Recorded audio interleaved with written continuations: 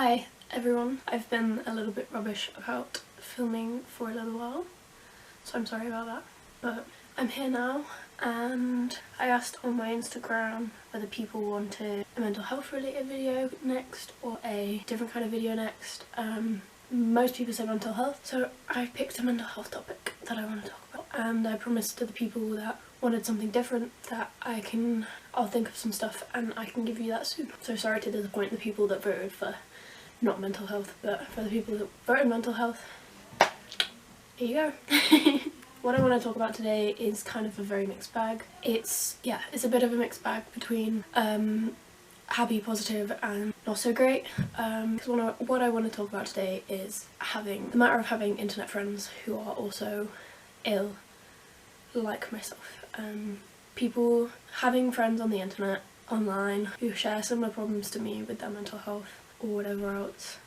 And like kind of what that's like. I don't know, I want to just talk about it because I feel like there's a lot you could unpack with this, many positives and potential negatives. So some people might relate to it if they have connected with people online over the subject of mental illness and having it, but I also think, you know, this stuff could be interesting to know if you have been suffering and you're alone, and you feel like making friends with people online who are also suffering might make you feel better. I want to tell you that, like, although I'm presenting things here that are not so good about it, that are difficult about it more than negative, I'm not saying like these things should really dissuade you from making friends on the internet, but these things are very, very hard to deal with sometimes, and it's, I guess, maybe important to be aware of the fact that if you're ill and you're seeking out friends on the internet who may also be ill and struggling with similar things, that, you know, sometimes that could be an extra level of difficulty that maybe you can't deal with. I don't know, I'll just go get into the points that I've kind of started collating. The number one and very obvious thing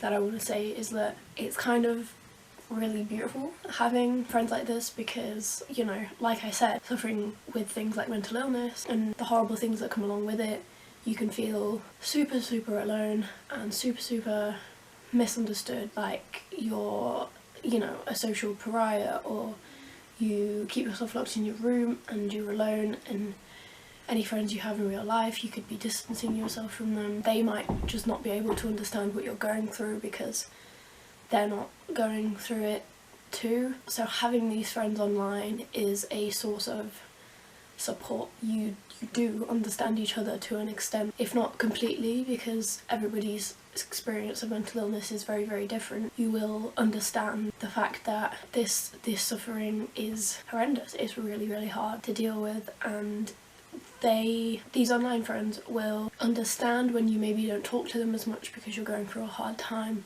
They will understand to an extent that some of the ways that you cope with what you're going through are abnormal or whatever. They won't think you're weird for how you express yourself or like your manner because of what you're going through with your mental health. And on the other hand, it's you're able to be a support to someone else who is also suffering, and sometimes being of support to someone else takes your mind off your own problems, and it makes you feel a lot better to know that you are doing something for somebody else who needs it. Like you are being there for someone who might have very little other people there for them, which is important, you know, that safe space with people who understand to talk about things no matter how, you know, dark they can be sometimes. Yeah, like it is, having conversations with those internet friends is a very safe space to talk about things and express it, and you're much more able to be there for each other because you know what it's like. What's also really, really good about it is if you make friends with them and you then know about their past, you know about the times that they've really, really, really struggled, you know about the dark places that they've been to and how it has affected them. What is then amazing with these friends is being able to see them happy when things are going well for them and they're going out enjoying life and they're smiling and they're doing things that when they were struggling before they couldn't do. That is so, so special. So like you follow people online and sometimes you don't know their stories, or they're just random ordinary people, whatever, and obviously it's always good to see people happy and smiling because of course it is.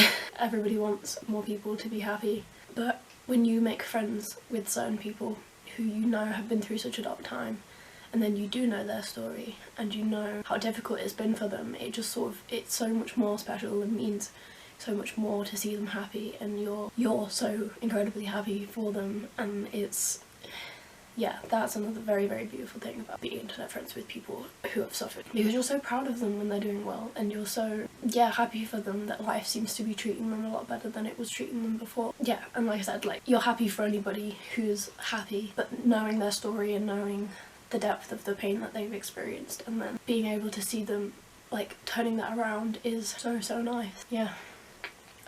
What else? It's generally very, very good, like I said, because you understand each other. You're more willing to want to be there for each other. It's really, really good when you're seeing them do well and everything is a lot better for them finally. What is sometimes less good, as shitty as it sounds, because they suffer with similar things that you suffer with, there is more potential for you both to trigger each other. Obviously the hope is that you will both be able to, like, keep your relationship healthy, and, you know, being so understanding of each other, you will get to know each other's triggers and avoid participating in, you know, exacerbating any of those triggers, putting any of those triggers in place for the people who are suffering.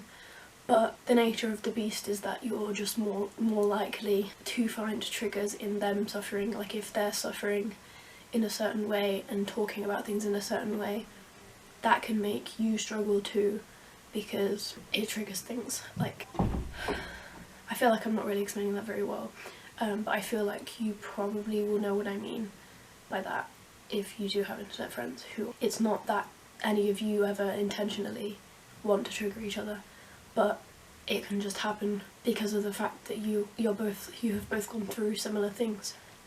So the way to combat that really is just, you have to be very, very careful about what you talk about with each other. You have to, yeah, be particularly delicate when one or both of you is going through a difficult time in what you talk about. Make sure you're checking in with each other so that, you know, if something that once wasn't a trigger for them is now a trigger, that you know about that, so you're not gonna accidentally be triggering for them, if that makes any sense. Yeah, it's just about having good communication and, yeah, understanding each other and having good intentions is what's important. Yes, mistakes happen all the time, you know, life is imperfect, relationships are imperfect, friendships are imperfect. Sometimes things go wrong and you can't really avoid it, or it's not really your fault if something happens, but you just need to be more aware of the fact that, yeah, triggers are more rife in a relationship where you're both mentally ill, and you just have to be careful with that. That's a long story short there. I don't want to deter you from making friends with mentally ill people thinking that they're going to trigger you every single conversation that you have. Like, that's not what I mean, and that hopefully shouldn't happen, but it's a balance, yeah. The other thing that I want to talk about, which was kind of the main thing that motivated me to make this video, is having to see them suffer, having to see them going through a really, really difficult time, and you are friends with them online, so you haven't necessarily met up with them yet, or you don't see them in person regularly. You're friends online, so you see their life through the messages that you share and the social media platforms that you both have. So if they're struggling and the media that they put out there is indicative of that, if they share online what's happening to them and you see that happening, say they end up in hospital because of a particularly bad incident with self-harm or because they've made an attempt on their life, it is so incredibly heartbreaking to have to watch that happening and to feel really, really powerless and helpless, because sometimes you are separated by a distance of, like, maybe you live in the same country but you're hours and hours on a train away from each other, or they could be in a completely different country, and you can't be there for them in person as much as you would like to. You being separated so far and only being able to communicate via the internet will make you feel like you can't do anything to help, and you can't be there for them. Like, you would want to be there with them in hospital to go hold their hand. You would want to go give them a hug, but you can't because they're too far from you, and maybe you just for whatever reason you just can't do that. You can't be with them physically in person, and you really, really wish that you could. What sparked this for me is that a lot of the people online that I follow right now who suffer with mental health issues, who are my friend to some greater or lesser extent, have been in hospital with attempts or are particularly really struggling right now with their self-harm or anything of that sort.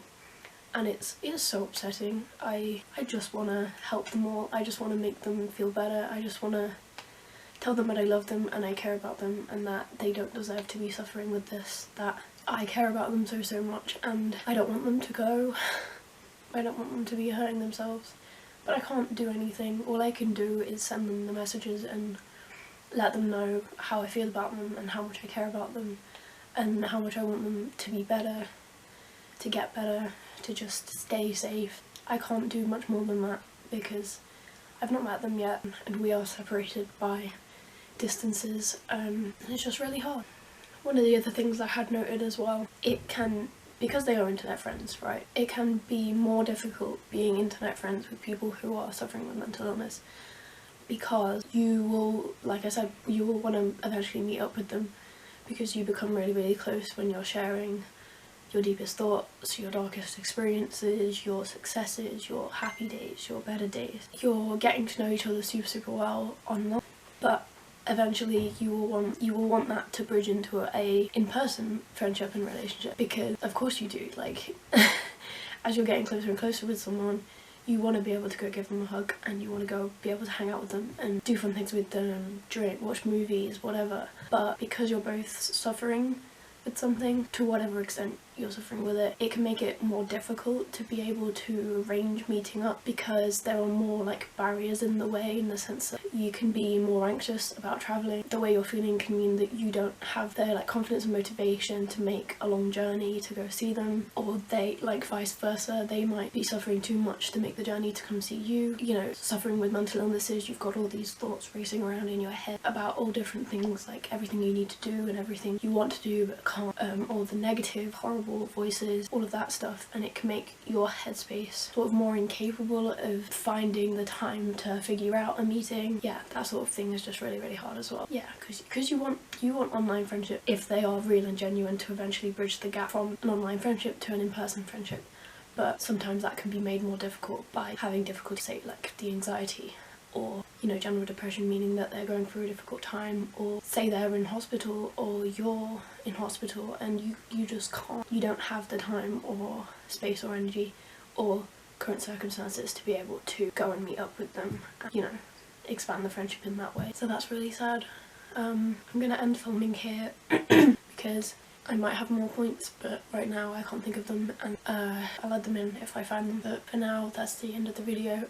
I can make another video on this if that helps. There's probably a bunch of things that you can talk about with regards to like online friendships. But yeah, the main point is just no matter who they are, no matter where they are, if you are friends and you care about each other, just make sure that you both know that you both care about each other and be there for each other. Be there for each other to the best that you both can, without it being detrimental to either of your healths. I love people that I am friends with online, and I'm not trying to say that any of the bits that are less good about this mean that I don't want to be friends with them.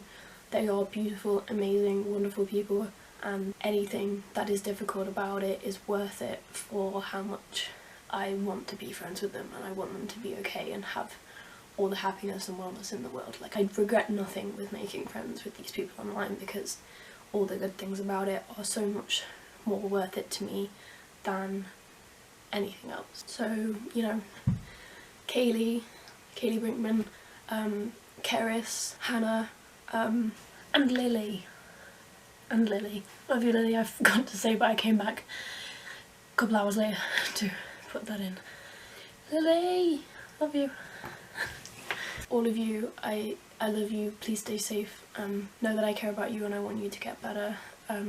Keep doing everything you can and holding on to everything that makes you want to be alive, please, because I want you to stay. Thank you for watching. Subscribe if you want to see more of my face and more mental health discussions. If you wanted something different today, don't worry, I'll bring that to you soon. I just wanted to get this out there because it's been on my mind. But yeah, I love you. Goodbye.